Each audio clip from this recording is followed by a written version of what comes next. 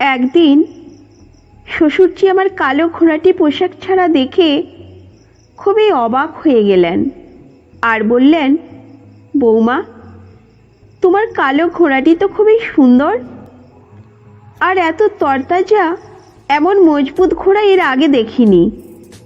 এবং বললেন, বৌমা, তোমার ঘোড়াটি একবার চড়তে পারি? আমি বললাম, আপনি চড়তে পারবেন না। ঘোড়াটি রেগে গেলে আপনার ছেলে ঠিক করতে পারত না, আর আপনি তো বয়স্ক মানুষ। এবং শ্বশুরজি আমার কালো ঘোড়াটি সুন্দর এবং তরতাজা ঘোড়াটি দেখে প্রতিদিন বলতে লাগলেন, বৌমা, তোমার কালো ঘোড়াটি একবার চড়তেই হবে। তারপর আমি রাজি হয়ে শ্বশুরজিকে স্টোর রুমে নিয়ে গিয়ে ঘোড়ার বাঁধন খুলে দিয়ে আমার কালো ঘোড়াটির উপর চাপিয়ে দিলাম। আর তিনি এত গতিতে আমার কালো ঘোড়াটি চালাতে লাগলেন।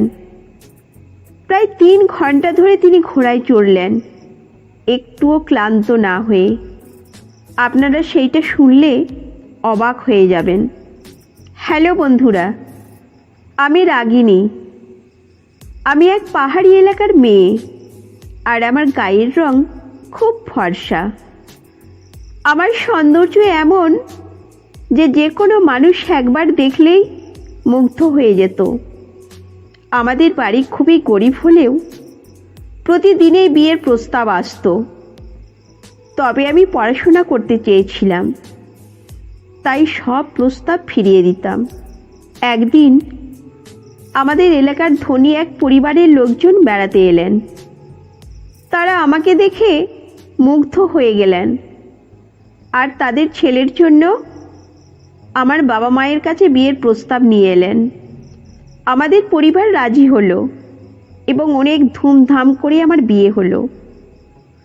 আমার স্বামী একজন সফল ব্যবসায়ী ছিলেন, আর শ্বশুরজি ছিলেন একজন শক্ত সমর্থ ফৌজি অফিসার।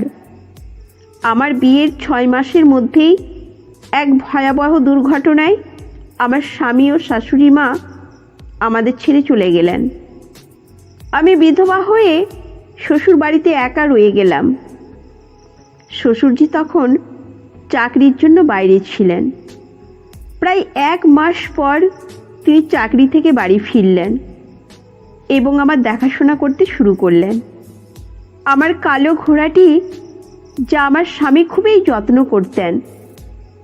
স্বামী না থাকার কারণে অনেক দিন ধরে যত্ন না হওয়ার কালো ঘোড়াটি আগের মতো তরতাজা ছিল না। আমি প্রতিদিন ঘোড়াটির যত্ন নেওয়া শুরু করলাম, মালিশ করতে লাগলাম, যেন ঘোড়াটি আগের মতো সবল ও সুন্দর হয়ে ওঠে। একদিন রাতে আমি যখন আমার কালো ঘোড়াটিকে পোশাক ছাড়া মালিশ করছিলাম, শ্বশুরজি হঠাৎ এসে আমাকে দেখে চমকে গেলেন। তিনি মুগ্ধ হয়ে বললেন, বৌমা, তোমার কালো ঘোড়াটি কত সুন্দর। এমন মজবুত ঘোড়া আমি জীবনে দেখিনি। তুমি তো সত্যিই খুব ভালোভাবে এর যত্ন নিচ্ছ। আমি হাসি মুখে উত্তর দিলাম, হ্যাঁ শ্বশুরজি, চেষ্টা করছি যেন ঘোড়াটি আবার আগের মতো সবল হয়ে ওঠে। এরপর শ্বশুরজি মজা করে বলতে লাগলেন, বৌমা, আমি কি তোমার কালো ঘোড়াটি একবার চড়তে পারি? আমি তখন একটু হাসি দিয়ে বললাম, শ্বশুরজি, আপনি চড়তে পারবেন না। কালো ঘোড়াটি খুব রাগী। আপনার ছেলে পর্যন্ত এটি ঠিকভাবে সামলাতে পারত না, আর আপনি তো বয়স্ক মানুষ, আপনি কিভাবে পারবেন? শ্বশুরজি মজা করে বললেন, আরে না, আমি ঠিক সামলে নেব। এরপর থেকে প্রতিদিন ঘোড়ায় চড়ার কথা বলতে থাকলেন। আমি ভেবেছিলাম তিনি এমনি বলছেন, তাই প্রথমে গুরুত্ব দিইনি। কিন্তু শ্বশুরজি প্রতিদিন একই কথা বলে যাচ্ছিলেন।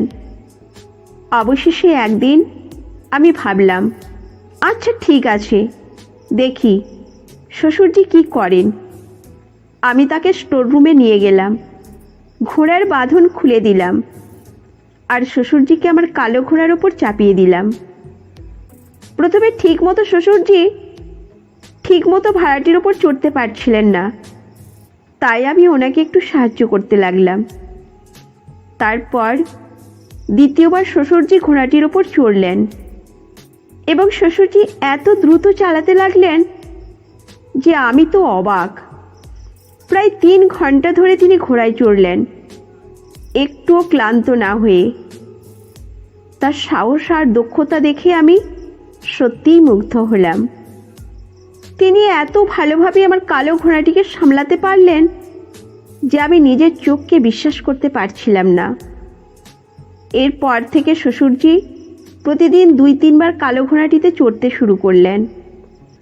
ঘোড়াটিও এখন আগের চেয়ে অনেক বেশি সবল ও সুস্থ হয়ে উঠল। প্রতিদিন শ্বশুরজি ঘোড়াটির যত্ন নিতেন, মালিশ করতেন, আর আমি তাকে সাহায্য করতাম। কালো ঘোড়াটি ধীরে ধীরে আগের মতোই শক্তিশালী ও তরতাজা হয়ে উঠল। আমরা দুজনেই খুব খুশি হলাম, কারণ আমার কালো ঘোড়াটি আবার আগের মতো প্রাণবন্ত হয়ে গেছে। শ্বশুরজির এই নতুন কাজ আমাদের দুজনের জন্যই অনেকটা আনন্দের উৎস হয়ে উঠল। ঘোড়াটি যত ভালোভাবে তাকে দৌড় করানো হতো, ততই সে শক্তিশালী ও সুস্থ হয়ে থাকত। শ্বশুরজি যেন ঘোড়ার সঙ্গে একটি আলাদা সম্পর্ক গড়ে তুললেন। প্রতিদিন তার যত্ন নেওয়ার মাধ্যমে আমি শ্বশুরজির প্রতি কৃতজ্ঞ ছিলাম, কারণ তার এই সহযোগিতা এবং যত্নের ফলে আমার কালো ঘোড়াটি আবার আগের মতো হয়ে উঠেছে। এইভাবেই আমাদের জীবন চলতে থাকে, আর আমরা সুখে শান্তিতে একসাথে থাকতে থাকি। এই গল্পটা থেকে শিখলাম যে জীবনের প্রতিকূল সময়ের দায়িত্ব ও যত্ন নেওয়া গুরুত্বপূর্ণ। বয়স কোনো বাধা নয়, ইচ্ছা শক্তি থাকলে অনেক কিছু সম্ভব। পারস্পরিক বোঝাপড়া ও সহযোগিতার সম্পর্ক আরও মজবুত হয়, আর ধৈর্য ও নিষ্ঠা দিয়ে যে কোনো সমস্যার সমাধান করা যায়। তো বন্ধুরা, এই গল্পটি যদি আপনাদের ভালো লেগে থাকে তাহলে অবশ্যই চ্যানেলটি সাবস্ক্রাইব করবেন এবং আপনার মূল্যবান মতামত জানাবেন। ততক্ষণ পর্যন্ত ভালো থাকুন, সুস্থ থাকুন। ধন্যবাদ।